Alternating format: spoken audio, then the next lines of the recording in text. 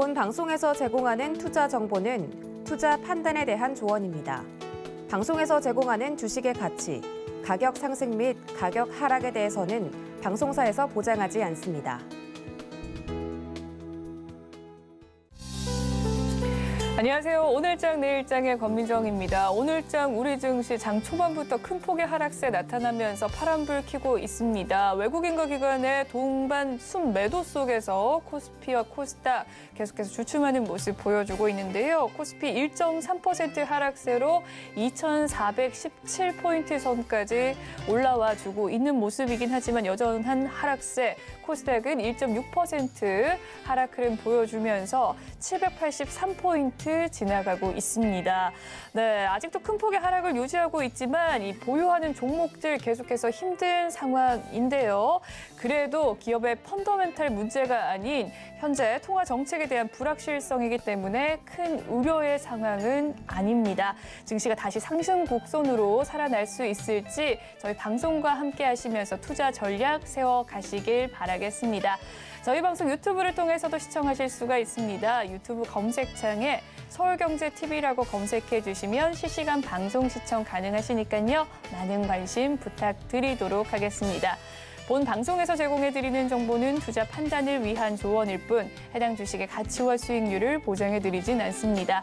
그리고 서울경제TV와 서울경제신문은 당사의 브랜드입니다. 서울경제증권TV와 서울경제TV 손실 복구팀과는 무관하며 기타 유사 명칭에 주의하시길 바라겠습니다.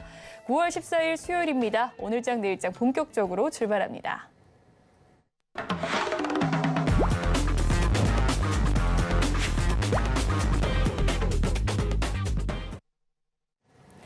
이 시각 보도본부 시간입니다. 오늘은 윤혜린 기자와 함께합니다. 어서 오세요. 안녕하세요.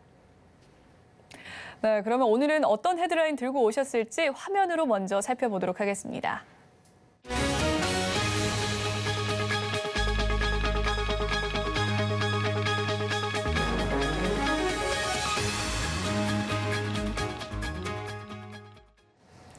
첫 번째 소식입니다. 미국의 8월 소비자 물가 지수가 발표됐습니다. 예상치를 크게 상회하면서 현재 주식시장의 흐름 큰 폭의 하락세 기록하고 있는데요. 인플레이션 충격이 다시금 시장을 뒤흔들고 있는 상황입니다. 수치가 어떻게 나왔나요? 네, 수치는 시장 전망치보다는 크게 나왔습니다.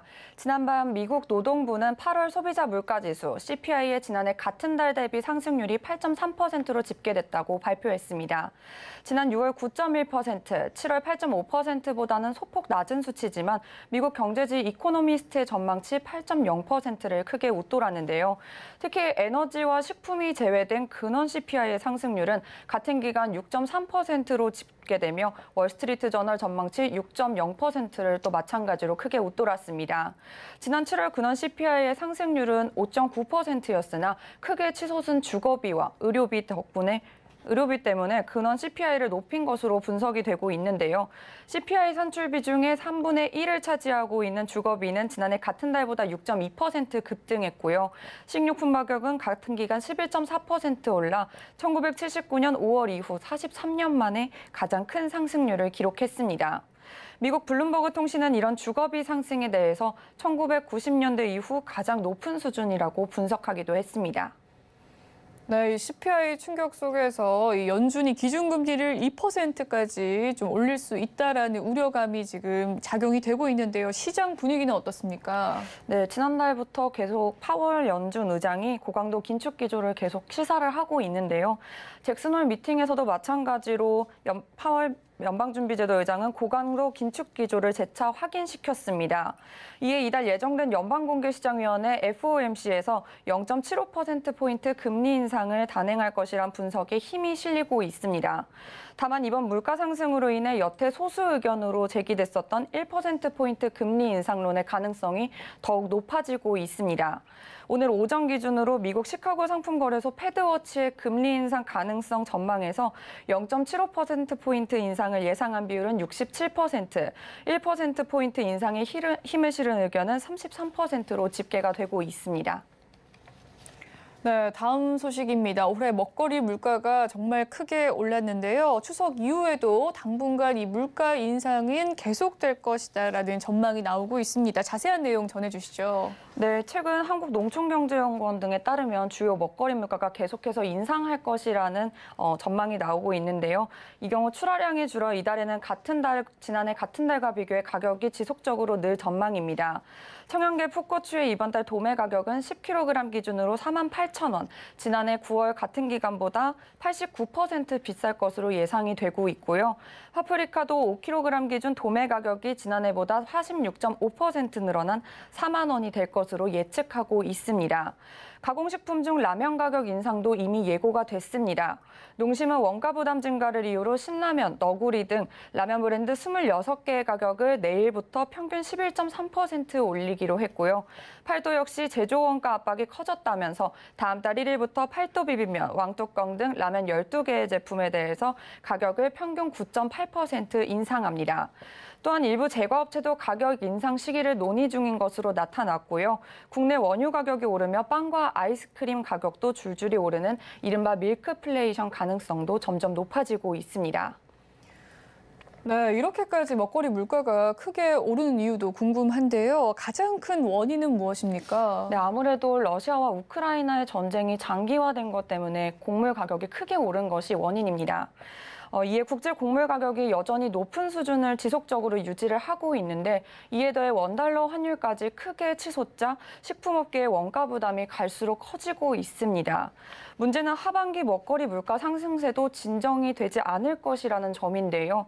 정부는 9월에서 10월 물가 정점 가능성을 제기했지만 한국은행에서는 물가 정점이 이전 전망보다 지연되거나 5%에서 6% 고물가 상황이 지속될 수 있다고 보고 국민들의 생활비 부담이 더욱 커질 것으로 점치고 있습니다.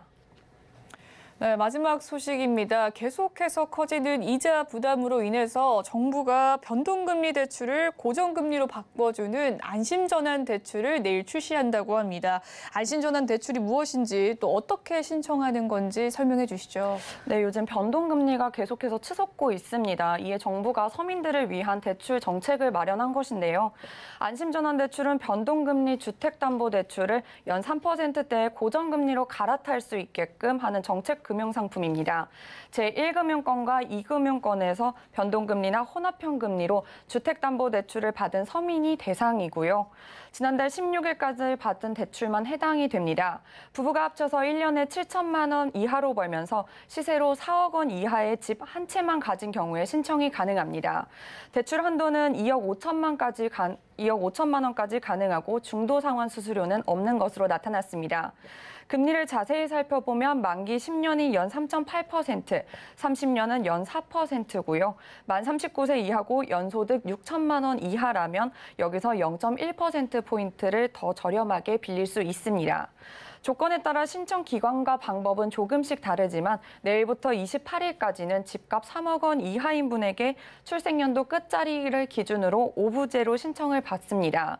다음 달 6일부터 13일까지는 집값 3억에서 4억 원 사이인 분들을 대상으로 2차 신청을 받고요. 만일 1차 때 접수된 물량이 총 예산인 25조 원을 넘긴다면 2차 신청은 받지 않을 수도 있다고 합니다.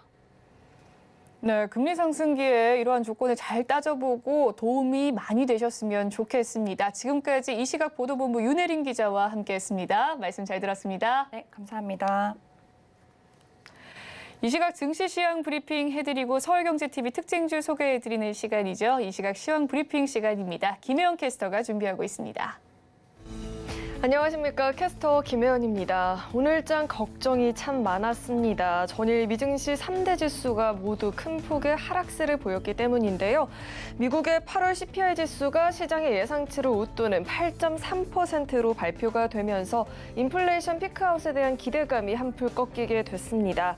여기에 1%대의 금리 인상 가능성까지도 제기가 되면서 매물들이 쏟아져 나왔다라는 분석이 나오고 있습니다.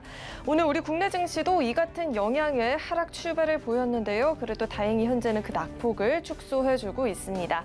그럼 자세한 이 시각 지수 상황 살펴보겠습니다. 코스피 지수가 2% 넘는 하락세를 보이기도 했었는데요. 현재는 2,400포인트대를 유지해주고 있고요. 1.3%의 하락세를 보이고 있습니다. 오늘 코스피 시장에서는 그래도 해운주들이 강한 모습이고요. 철강주들도 오름세를 보여주고 있습니다. 이어서 코스닥 지수도 확인해 보시죠. 네, 마찬가지로 하락폭을 축소해 나가주고 있습니다. 현재는 1.62% 밀려난 783포인트대에서 거래가 되고 있습니다. 장중 한때 770포인트도 위협을 받았었는데요. 현재는 낙폭을 축소해주고 있습니다. 오늘 코스닥 시장에서는 폐배터리 관련주들 강한 모습이고요. 금융주들도 오름세 보여지고 있습니다. 이어서 수급도 확인해 보시죠. 외국인과 기관이 하루 만에 양매도로 전환을 한 모습입니다. 현재 매도폭도 계속해서 확대해 나가고 있고요. 기관은 2,014억 원, 외국인은 1,418억 원 현재 매도 우위가 보여지고 있습니다. 이어서 코스닥의 수급도 확인해 보시죠. 외국인이 장중에 매도 전환을 하게 되면서 3거래일 만에 외국인과 기관의 양매도가 들어오고 있습니다. 기관은 현재 1,142억 원, 외국인은 270억 원 매도세 보여지고 있습니다. 이어서 오늘장 상승하는 업종 테마 살펴보겠습니다.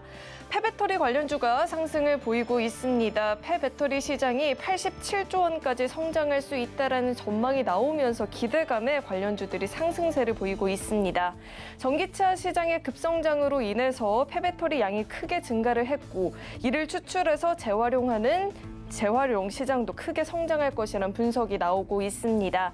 또 국내 기업들이 폐배터리 시장에 진출을 하고 있는 점도 긍정적으로 작용을 하고 있습니다. 특히나 이 세비캠은 폐배터리 관련 사업이 연간 매출 기준 1,000억 원을 넘길 것이라는 전망도 나오고 있습니다. 현재 세비캠 0.33% 강세 보여지고 있고요. 에코프로는 7%대, 성일하이텍은 현재 5%가 넘는 상승세를 보이고 있습니다. 네, 이어서 하락하는 업종 테마 살펴보겠습니다. 반도체 관련주들이 쉬어가고 있는 모습입니다. 전일 미증시의 영향을 받고 있는데요. 8월 CPI 지수가 예상보다 높은 수준을 보이게 되면서 1%포인트 금리 인상 가능성 제기가 되고 있죠. 이에 따라 기술주들이 조정을 보이게 됐습니다. 엔비디아는 장중에 52주 최저가를 기록하기도 했고요. 마이크론도 7%대, 필라델피아 반도체 지수도 6%가 넘는 하락세를 보이게 됐습니다. 이에 오늘 국내 관련주들도 영향을 받고 있죠. 동진세미캠은 현재 3%대 하락세 보여지고 있고요. 하나 머티리얼즈는 6%대, 매직 마이크로는 현재 13%대 급락세가 보여지고 있습니다. 이어서 증시 탑10 확인해 보겠습니다. 반도체주들이 전반적인 약세를 보이고 있습니다. 삼성전자, SK하이닉스 전일의 상승분을 모두 반납을 하고 있고요. 네이버와 카카오도 오늘장 하락세를 보이고 있죠. 전일 미증시에서 기술주들이 하락을 하게 되면서 영향을 받고 있습니다. 네이버 같은 경우에는 오늘 장중에 52주 신저가를 또 새롭게 기록하는 모습이 포착이 되기도 했습니다. 이어서 서울경제가 뽑은 특징주도 확인해 보시죠. 성일하이텍은 2차 전지 리사이클링 시장 성장 대응 등을 위해서 신규 시설을 투자 결정했다라는 소식에 오름세 보여지고 있고요. 유라테크는 현대차가 하반기에 출시하는 제네시스 GV60의 세계 최초로 무선 충전 기능을 탑재한다는 소식에 힘을 받고 있습니다. 파맵신이 개발 중인 신약 후보 물질인 PMC005의 동물 시험에서 항암 효능을 확인했다는 소식에 시세를 보이고 있습니다. 네, 그럼 먼저 LG화학 살펴보도록 하겠습니다. 5거래일 연속 상승세를 보이다 오늘장 하락 전환을 한 모습인데요. LG화학이 미국에 이어서 중국에서도 통풍 신약 임상시험을 진행한다라고 하죠. 중국이 미국보다도 통풍 환자 수가 많기 때문에 기대감이 있었는데요. 오늘 시장이 조정을 보이게 되면서 주가는 하락세를 보이고 있습니다. 현재는 0.15% 내린 66만 4천 원에서 거래가 되고 있습니다. 이어서 살펴볼 종목은 진원생명과학에 있습니다. 어제에 이어서 오늘도 엄청난 시세를 보이고 있습니다. 조 바이든 미국 대통령이 반도체와 전기차에 이어서 바이오까지도 미국 내에서 인프라를 구축하고 있는 기업들에게 각종 인센티브를 제공한다라는 내용의 행정명령에 서명을 했다라는 소식이 전해지면서 힘을 받고 있습니다. 현재도 11%대의 급등세를 유지해주고 있습니다. 이어서 살펴볼 종목은 보로노이가 있습니다. 미국 비상장 기업인 메티스 테라피틱스와 고형암 치료제 후보 물질 관련해서 기술 이전 계약 체결을 했다는 소식 전해지고 있습니다. 현재 4%대 오름세를 보이고 있고요. 39,900원에서 거래되고 있습니다. 네, 지금까지 증시탑10 확인해봤습니다.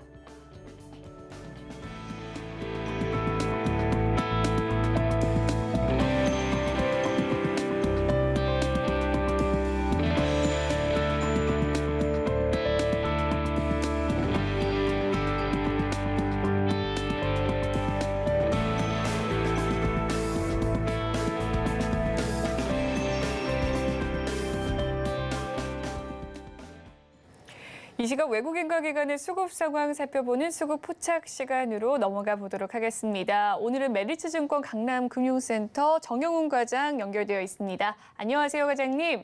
네, 안녕하세요. 네, 수급 상황 살펴보고 왔습니다. 종목별 흐름은 어떻습니까?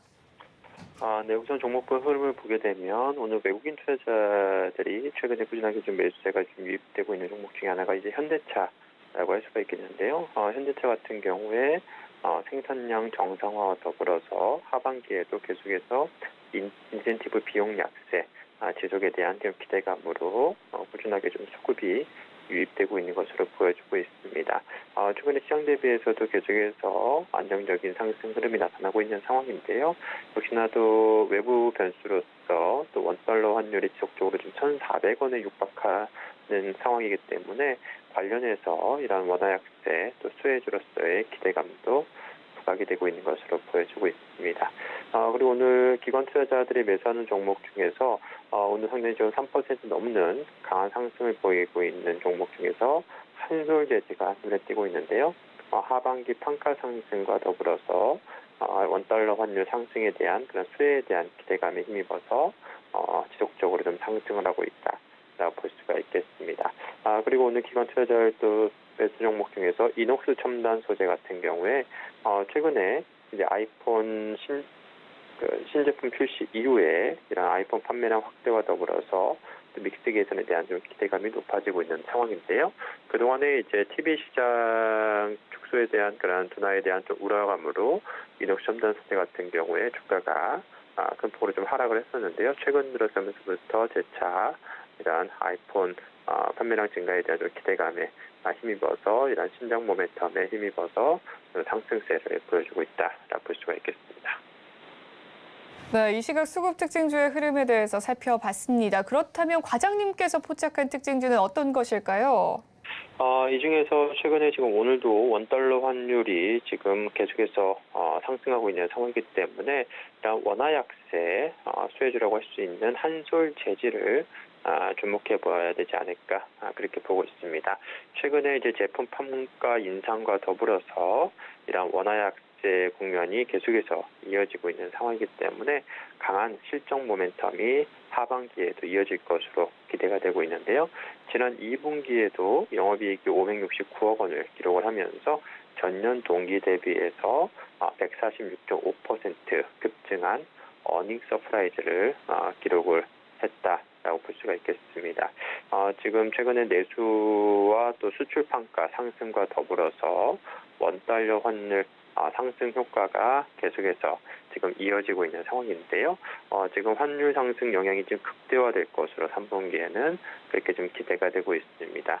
여기에 또 비용적인 측면에서 그동안에 해운 운임지수가 계속해서 상승을 하면서 이러한 비용 부담이 컸었는데요. 그렇지만 최근에 계속해서 컨테이너 운임지수가 하락하면서 하반기에 이러한 운임 부담도 좀 경감이 될 것으로 기대가 되고 있고요. 그렇다고 한다면 이러한 마진 스프레드 확대와 더불어서 원화 약세 그리고 또 비용 부담 완화에 힘입어서 3분기에 강력한 좀 실적 모멘텀이 지속이 될 것으로 그렇게 지금 기대가 되고 있습니다. 그렇다고 한다면 이러한 실적 모멘텀을 바탕으로 해서 계속해서 좀 주가가 좀 재평가될 가능성이 높지 않을까 그렇게 보고 있습니다. 네, 오늘 정영훈 과장의 포착 특징주는 한솔재지였고요. 그에 따른 투자 전략까지 살펴봤습니다. 지금까지 메리츠증권 강남금융센터 정영훈 과장과 함께했습니다. 말씀 잘 들었습니다. 네, 고맙습니다. 네, 다음은 미국발 CPI 쇼크에 빠진 우리 증시를 대응 전략을 찾아보는 시간 갖도록 하겠습니다. 긴급 진단 시간으로 돌아오도록 할게요.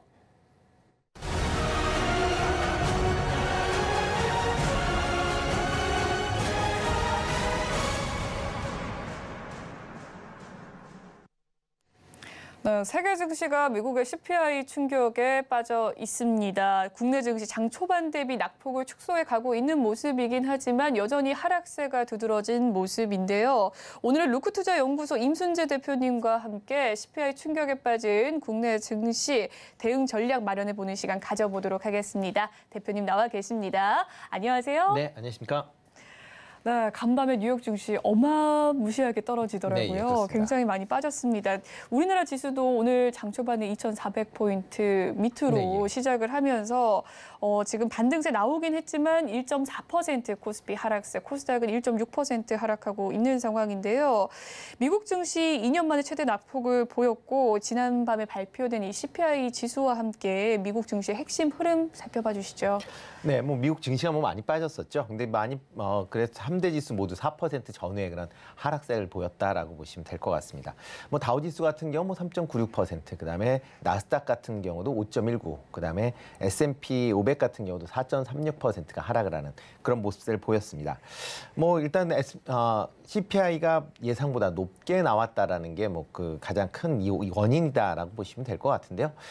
그동안 이제 지난 목요일서부터 해서 미국 시장은 이제 8월 CPI가 상당히 이제 좋을 것이다라는 이제 기대가 섞이면서 주가가 큰 폭으로 상승을 했습니다. 그렇지만 실질적으로 CPI가 공개가 되면서 예상보다 부진한 그런 이제 모습을 보이면서 그동안 이제 사흘 동안 올랐었던 그 지수폭을 원점으로 이제 되돌리는 그런 이제 하락폭이 있었다라고 보시면 되겠고요. 뭐 이래서 어제 모든 섹터가 다 하락을 하는 그런 모습을 보였습니다. 특히 기술주, 통신 서비스, 임의소비재 섹터가 5% 넘는 하락세를 좀 보였고요. 뭐 다우지수 같은 경우 30개 종목 모두 하락을 했고요. 그다음에 나스닥 100개에 있는 편입 종목도 모두 다 하락을 했습니다. 뭐 S&P 500 종목, 그러니까 500개 중에서 494개가 하락을 하는 만큼 어저께 이제 미국 시장 같은 경우 상당한 이제 하락폭을 키웠다라고 보시면 될 것 같습니다. 뭐 가장 큰 이유가 된 이제 8월 CPI 상승률 자체는 뭐 전년 대비 8.3% 상승을 했습니다. 뭐 월 대비로는 지난달보다 0.1% 상승을 보였는데요. 8.3%는 지난 6월달 9.1% 이후에 계속 3개월 연속 하락을 보이는 어떻게 보면 그렇게 나쁜 그런 상황은 아니었습니다. 그렇지만 시장 예상치가 8%가 될 것이다라는 거에 비해서는 상당히 이제 높은 그런 수치였고요. 특히 이제 전월 대비 상승률도 시장 예상치는 마이너스 0.1%였습니다. 그러니까 일단 인플레이션이 조금 잦아들 것이다라는 기대감을 보였었는데 일단 뚜껑이 열린 내용을 본다라고 하게 되면 플러스 0.1%를 기록을 하면서 여전히 물가를 안정하기에는 좀 더 시간이 필요할 것이다라는 그런 이제 우려가 확산이 됐다라고 보시면 될 것 같습니다. 특히 이제 근원 CPI 물가 상승률 같은 경우도 전월 5.9% 대비 좀 더 증가한 6.3%를 기록을 했습니다. 지난 근원 CPI 같은 경우 지난 3월 6.5% 이후에 계속 하락을 보였었는데 이번에 다시 재반등하는 모습이 상당히 시장에서는 좀 불안하게 느꼈다라고 보시면 될 것 같고요. 전월 대비 상승률도 0.6%로 시장 예상치 0.3%의 2배나 되는 그런 높은 그런 수치를 기록을 했습니다. 아마 시장 전반적으로 물가 상승세가 기존의 이제 수입 원자재에 대한 뭐 제품 가격 인상이다라는 부분에서 경제 전반적으로 물가 상승이 올라가고 있는 그런 상황이다라고 보시면 될 것 같습니다. 특히 에너지가 주춤한 와중에 식료품이나 주거비 등이 상승세를 지금 주도를 하고 있다라고 보시면 될 것 같고요. 특히 식료품 같은 경우에는 전월 대비 0.8%, 그다음에 전년 대비 11.4%를 상승을 기록을 했습니다. 이 연단위 11.4%는 1979년 5월 이후에 가장 높은 상승률을 기록할 만큼 지금 뭐 상승세가 상당히 강한 그런 모습을 보이고 있고요. 주거비 같은 경우도 전월 대비 0.7%가 올랐는데요. 주거비가 한번 올라가기 시작을 하면 이 단시간에 끝나는 게 아니라 보통 1년에서 2년 정도의 상승 트렌드를 갖게 됩니다. 그렇기 때문에 지금 물가 상승세의 상승 압박은 좀 더 이어질 것이다라고 생각이 되고 있고요. 일단 뭐 연준이 생각하고 있는 2% 물가대를 이제 바라보고 있는데 그건 아마 내년까지도 좀 어렵지 않을까. 내후년, 그러니까 2024년 정도 돼야 연준이 생각하는 2%대 이제 물가 상승률 2%대를 기록하라 하지 않을까라는 생각을 해보고 있습니다. 그렇기 때문에 지금과 같은 뭐 고물가 상황은 좀 더 이어진다라고 보시는 게 맞지 않나 싶네요. 네, CPI 충격 속에서 최근 미국 증시의 좀 흐름과 우리나라 이야기를 해주셨는데요. 4일 3일 동안 이어졌던 최근 지수의 상승이 다시 원점으로 돌아왔다. 근원 CPI 물가지수 또한 높게 나오면서 여전히 물가 잡기가 쉽지는 않을 것이다라는 이야기 해주셨습니다. 예상치를 상회하는 이 미국 CPI 지수로 인해서 3연속 자이언트 스텝에 무게가 실리고 있는 상황입니다. 일각에서는 1%포인트 금리 인상까지 제기되고 있는 상황인데요. 기준금리 인상폭을 어떻게 결정을 하든 인플레와 경기 둔화든 우려가 직면을 할 텐데 연준은 어떤 카드를 꺼내게 될까요? 네, 일단 8월 달에 지금 이제 CPI 발표하기 전에 이제 시장 예측치가 이제 0.75%를 올리겠다라고 이제 대부분 예상을 하고 있었다라고 보시면 될 것 같고요. 아마 그 기조가 이어지지 않을까 싶습니다. 다만 이제 전일 이제 발표된 8월 CPI 상승률 자체가 8.3%로 이제 시장 예상치를 초과하다 보니까 지금까지 연준에서 계속 지금 스탠스를 취했었던 기준금리 인상 폭이 상대적으로 작은 거 아니냐, 그렇기 때문에 물가가 안 잡히는 거 아니냐라는 그런 이제 부정적인 전망이 아마 좀 더 확대될 가능성 충분히 있다라고 보시면 되겠습니다. 일단 경착륙을 연준 입장에서 보면 경제에 이제 경착륙이 있다라고 해도 물가 이제 인플레이션을 잡겠다라고 이제 계속 발언을 했는데 현재 상황은 조금 그런 상황에서 이제 멀어지다 보니까 지금 기준금리가 기존의 0.75% 인상에서 1%포인트 인상까지도 지금 시장에서 나오고 있다라고 보시는 게 맞지 않을까 싶네요. 특히 이제 패드워치를 이제 본다라고 하게 되면 9월 달에 이제 기준금리가 100bp를 다라는 부분이 다시 좀 부각이 되고 있는 그런 모습입니다.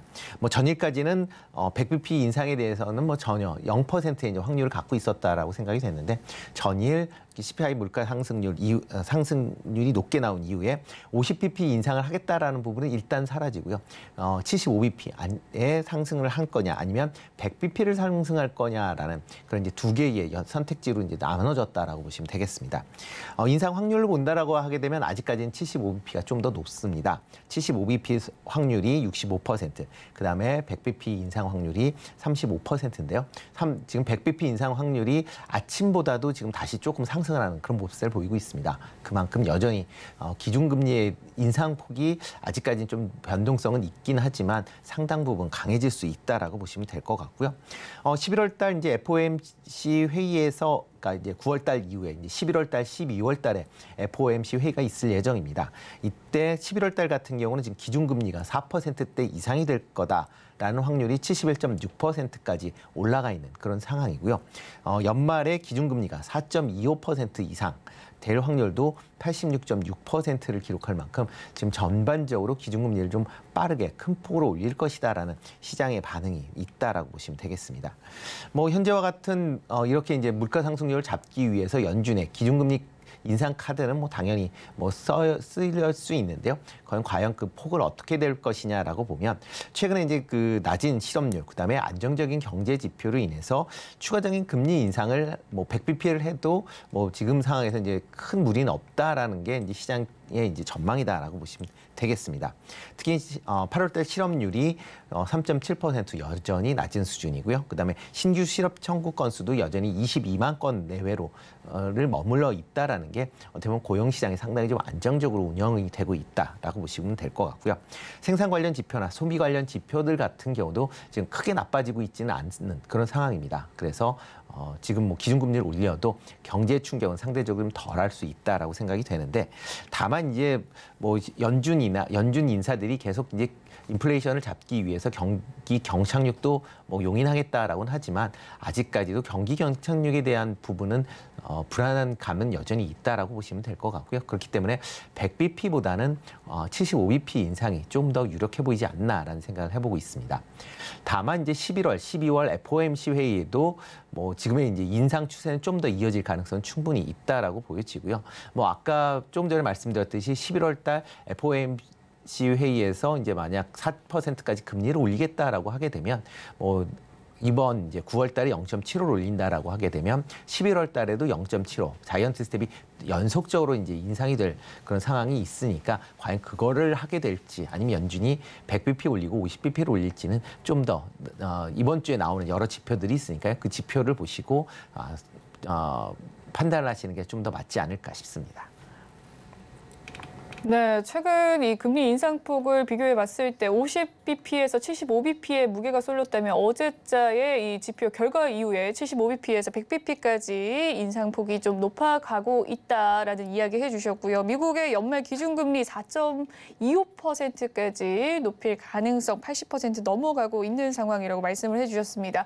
하지만 이 기준금리가 올라가도 경제적인 충격은 상대적으로 덜할 것이다라는 이야기까지 해주셨네요. 이번에 미국 CPI로 인해서 글로벌 긴축 흐름이 내년까지 이어질 것이라는 전망 계속해서 이야기를 해주셨고 한은 역시 기준금리 인상에 대한 압박이 거세지고 있습니다. 연말에 국내 기준금리 상단은 어느 정도로 보시나요?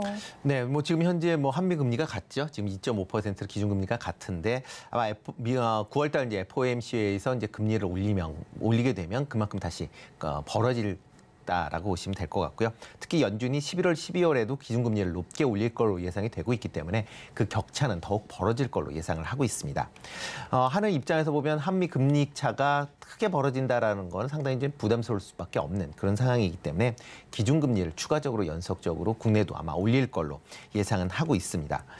과거에 그 한미 금리 차가 가장 많이 벌어졌을 때가 1.0%포인트입니다. 그러니까 100bp가 벌어졌을 때가 가장 큰 폭이었기 때문에 이번에 100bp 이상 벌어진다라고 하게 되면 이전에 없었던 처음 겪는 그런 이제 상황이 되고요. 그렇게 됐을 때 외국인들의 움직임이 어떻게 될지는 아직 누구도 쉽게 예단하기 좀 어려운 그런 시점이다라고 보시면 되겠습니다.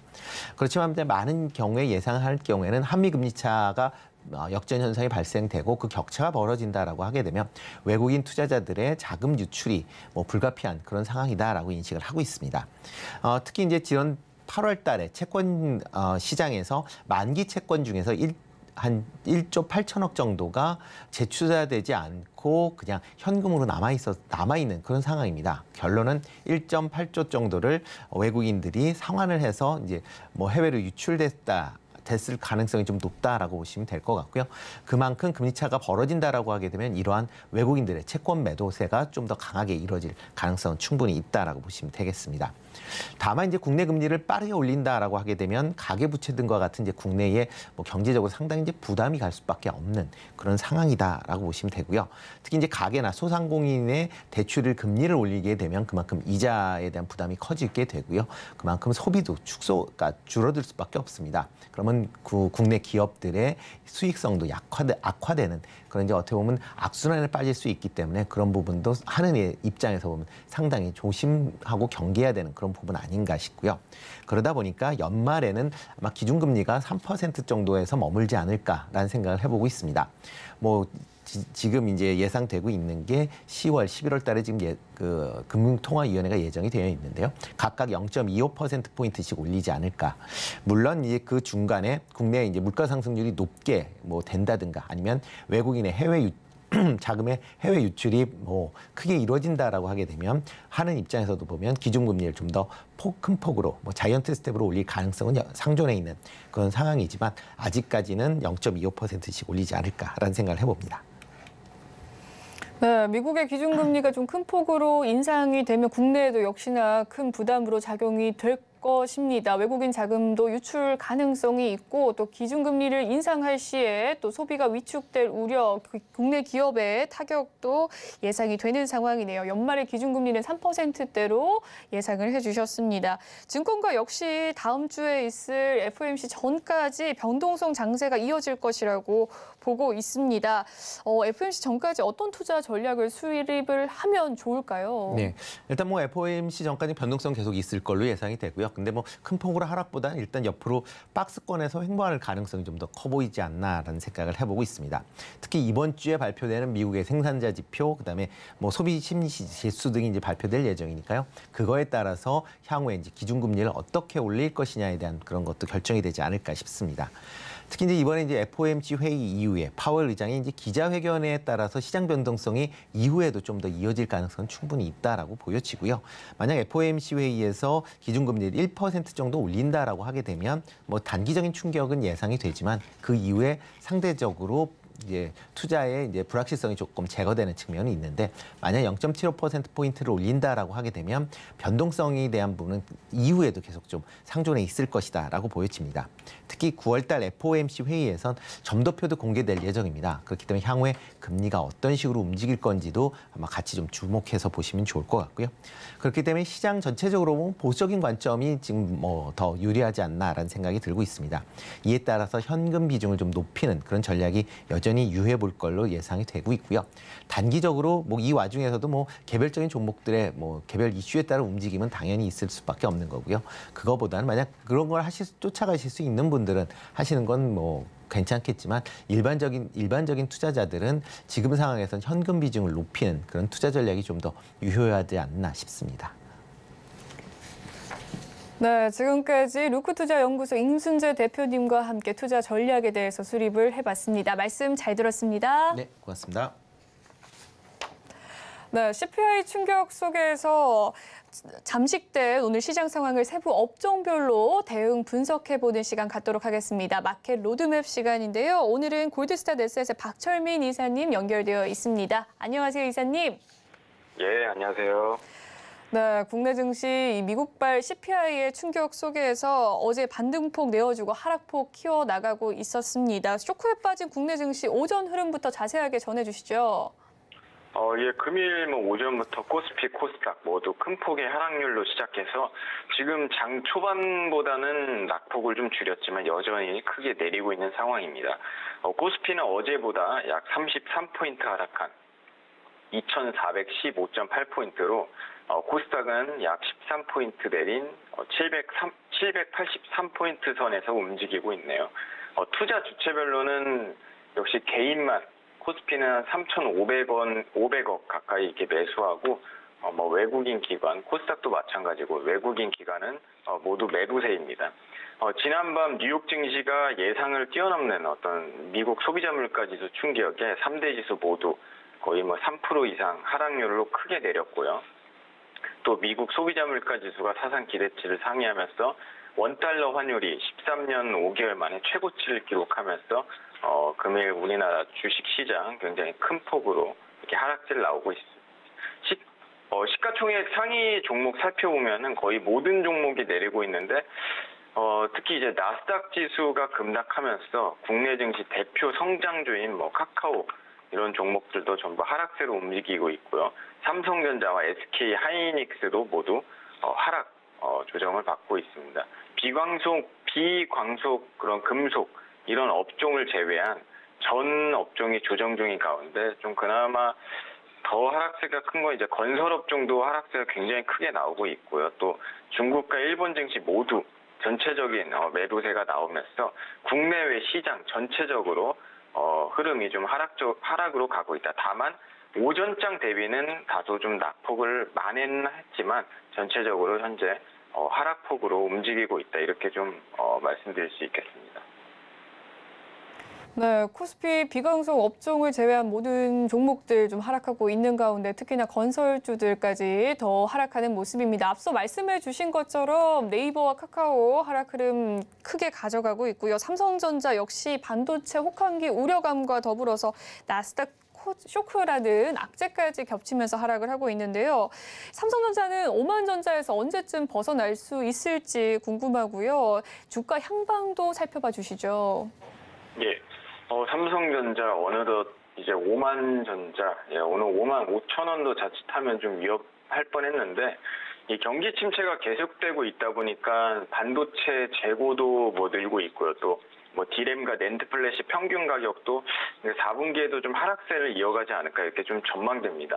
삼성전자, SK 하이닉스 등 주요 그런 기업의 수익성 확보에도 이제 적신호가 켜진 거죠. 그러다 보니까 이게 또 언제 가냐 이렇게 많은 어떤 투자자들의 고심이 클 텐데 문제는 전쟁이 지금 계속되고 있고 글로벌 경기 침체 속에서 계속적으로 재고는 쌓이고 또 가격 하락이 이어지고 있는 상황에서 즉 이제 우크라이나와의 전쟁 때문에 인플레이션으로 반도체나 가전 이런 게 물건이 좀 잘 안 팔리고 있다 이렇게 보면 될 것 같아요. 그러다 보니까 현재 주가가 굉장히 많은 어떤 최저점을 찍으면서 거의 하락을 하고 있는데 삼성전자 기존에 많이 손실 중이신 분들 있을 겁니다. 아무래도 삼성전자를 매수하신 분들 특징이 삼성전자인데 분명히 올라갈 거다. 미래에 반드시 올라갈 거라는 어떤 믿음 때문에 굉장히 이제 매수를 많이 이제 하신 부분이 있는데, 그러다 보니까 현재 이제 손실 중인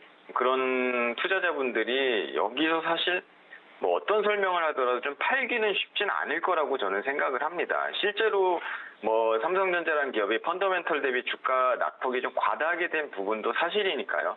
그래서 뭐 전략이라기보다는 기존에 일단 손실 중인 분들은 좀 뭐 배당주를 장기간 투자했다 생각하시고 어느 정도 좀 인내하면서 기다리는 방법밖에 없습니다. 어느 정도 경기 사이클이 돌면서 반도체도 재고도 나가고 디램 가격도 올라야지 좀 오르는 부분이 있기 때문에 어느 정도 이건 좀 기다리는 방법밖에 없다고 이렇게 제가 설명드릴 수 있고요. 또 삼성전자가 지금 시가총액이 300조가 넘죠. 340조 이렇게 넘는 대형주가 아니라 그냥 완전 초대형주이기 때문에 일부 투자 주체가 올릴 수 있는 그런 사이즈의 종목이 아닙니다. 그래서 외국인이라던가 대형 연기금 등이 꾸준히 매수를 해줘야 되는데 현재 긴축하고 있는 상황에서 뭐 아무래도 전체적인 시중의 통화량이 미국 채권 시장으로 돈이 쏠리는 그런 상황이기 때문에 국내 주식을 뭐 장기간 견인할 그런 투자금이 시중에는 좀 없다 이렇게 볼 수 있습니다. 그래서 단기적으로는 굉장히 좀 급등하기가 좀 어려운 부분이 있고 어찌됐든 역사적으로 뭐 경기 침체가 평생 가는 건 아니기 때문에 좀 경기가 선회할 때까지는 어느 정도 좀 인내하면서 기다리는 수밖에 없다. 좀 이런 관점으로 좀 말씀드리도록 하겠습니다. 네, 결박제에 쌓인 삼성전자에 대한 주가 향방에 대해서 이야기를 해주셨습니다. 340조 원의 시가총액을 가진 초대형주이기 때문에 단기간의 급상승은 어려울지어도 지금 손절을 하는 것보다는 계속해서 좀 관망의 자세로 들고 가는 것이 좋을 것 같다라는 생각이 듭니다. 또한 네이버와 카카오 주가도 오늘 크게 하락을 했는데요. 특히나 네이버는 52주 신저가를 기록했습니다. 증권가에서는 이 주가 하락에 대해서 내년에는 코스피 특히나 1분기에 2100선까지도 내려갈 수 있다라고 제시를 하기도 했는데 이 긴축의 시대에서 성장주인 네이버와 카카오에 대한 투자 전략은 어떻게 수립을 해야 될까요? 예. 이게 보면은 뭐 제가 기억하기에는 작년에는 뭐 코스피 4,000선 간다 이런 얘기들도 좀 들었던 것 같은데 이게 참 그때그때 좀 항상 변하는 것 같아요. 그래서 이게 뉴스도 보면은 뉴스라던가 여러 분석 자료들도 참 좀 많이 이렇게 좀 걸러서 들어야 되는 게 아닐까 이렇게 싶기도 합니다. 굉장히 좀 개인의 어떤 분석도 굉장히 중요한 것 같아요. 일단 이번 연도 지수만 20% 넘게 빠졌기 때문에 뭐 가치주, 성장주 할 것 없이 전체적으로 하락 조정이 좀 불가피한 구간인 것 같습니다. 그래서 특히 이번에 이제 미국의 연준이 한 번 더 큰 폭의 금리 인상 단행할 것이라는 우려가 이제 커진 탓이 이제 가장 큰 요인인데 이날 오늘 네이버 주가도 전날보다 뭐 좀 만회는 했는데 3.7% 정도 하락한 22만 9,500원에 거래되고 있고요. 장중에도 이번 연도 최저가를 찍었습니다. 같은 시각 또 카카오 주가도 한 2.5% 떨어진 68,200원에 지금 거래되고 있고요. 거의 뭐 저점을 뚫기 직전이죠.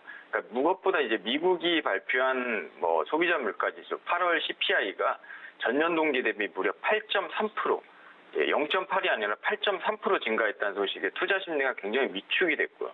또 인플레이션 장기화 및 연준의 고강도 긴축 가능성이 높아졌다는 판단이 저점을 갱신한 이유라 볼 수 있겠습니다. 또 미국 증시의 기술주인 뭐 유니티 소프트웨어, 메타, 애플, 마이크로소프트 등 이런 기술주들이 덩달아 급락을 하면서 더욱 우리나라 성장주 및 기술주들에 좀 영향을 더 크게 주는 것 같고요. 일단은 지금은 삼성전자랑 같은 맥락으로 제가 말씀드리겠습니다. 전략이 딱히 먹히는 상황은 아니에요. 특히 이런 대형주들은. 그래서 이런 시장에서 뭐 대형 매수장은 필요한 그런 대형주보다는 스몰캡 위주의 전략이 좀 유효하긴 합니다만, 근데 기존에 뭐 고점에 매수해서 손실인 분들이 아니라면은 당장 어떤 뭐 스몰캡이냐 대형이냐 이런 전략을 짜기보다는 어느 정도는 좀 쉬어가면서 미국의 뭐 물가 동향, 특히 지금 이제 물가 지수에 온 투자자들이 다 시선 집중을 하고 있으니까요.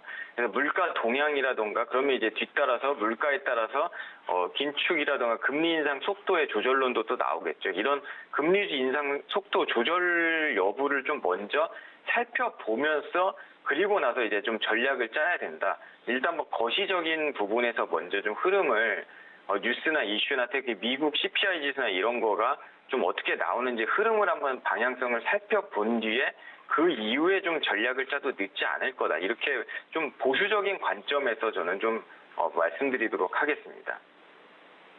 네, 네이버와 카카오의 대응 전략에 대해서 이야기를 해주셨는데요. 아무래도 가치주와 성장주 전반에 좀 큰 폭의 저종은 좀 불가피한 모습일 것 같습니다. 미국의 물가 동향과 금리 인상 속도 조절의 여부를 좀 판가름한 뒤에 투자 전략을 가져가도 좋을 것 같다라는 생각이 드네요.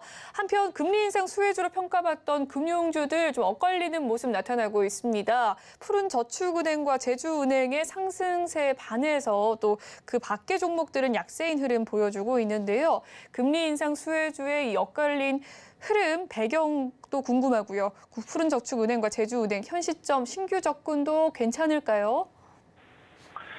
일단은 뭐 다른 금융기주사들은 다 빠지는데 전체적으로 뭐 푸른저축은행, 제주은행 유독 좀 갭상승을 하면서 더 많이 오르네요. 사실 뭐 자이언트 스텝 관련 이슈치고는 너무 두 종만 오르는 부분이 있는데 그러니까 아직까지 이 정도 상승할 만한 뭐 공시가 나온 것이 지금 없거든요. 근데 과거에 보면은 뭐 M&A 관련설들이 좀 돌았던 종목들이기 때문에 푸른저축은행, 제주은행은 일단 뭐 추가적 이슈가 있는지 좀 살펴볼 필요가 있을 것 같습니다. 너무 지나치게 뭐 특별히 공시가 뜬 게 없는데 지나치게 급등한 부분이 있기 때문에 조금 한 발짝 좀 물러서서 좀 지켜봐야 된다 이렇게 좀 말씀드리고요.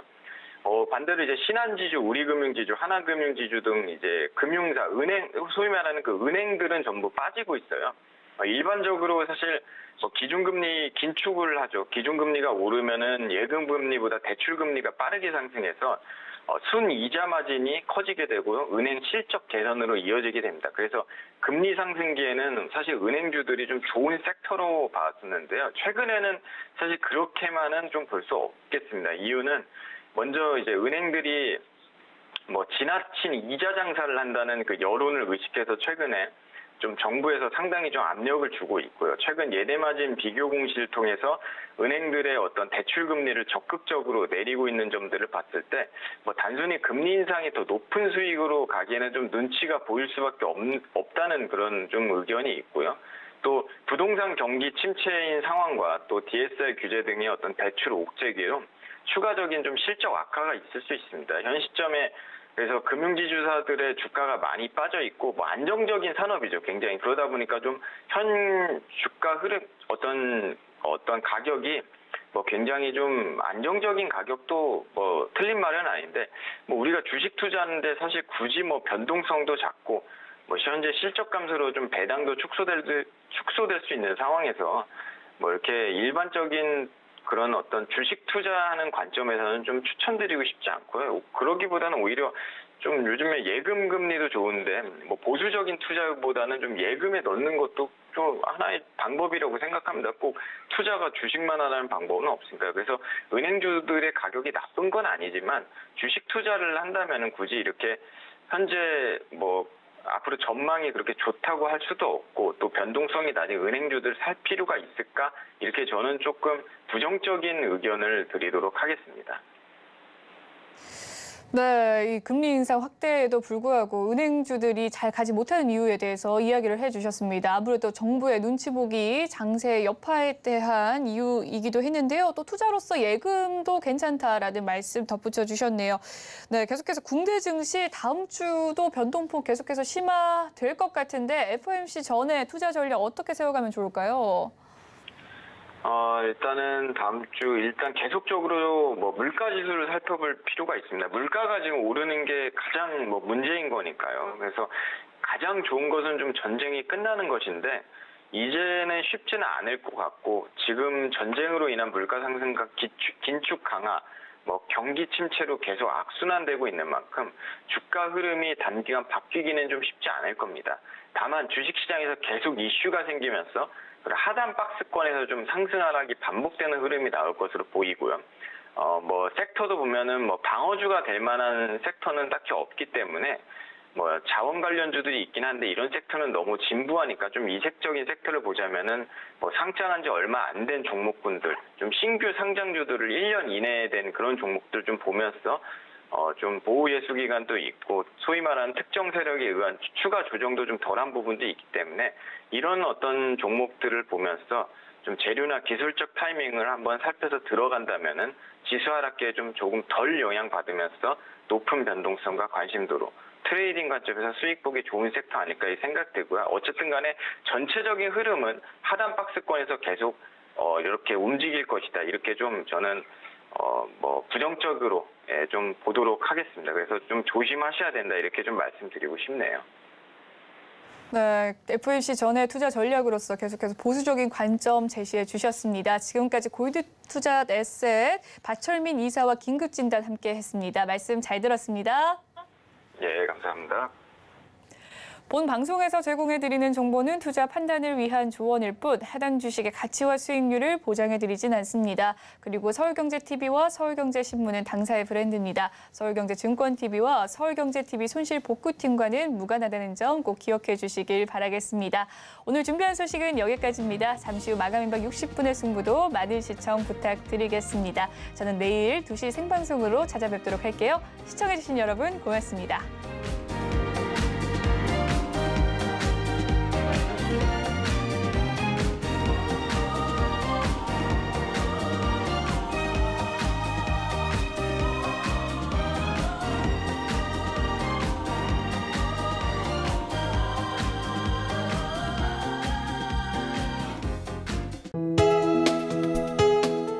본 방송에서 제공하는 투자 정보는 투자 판단에 대한 조언입니다. 방송에서 제공하는 주식의 가치, 가격 상승 및 가격 하락에 대해서는 방송사에서 보장하지 않습니다.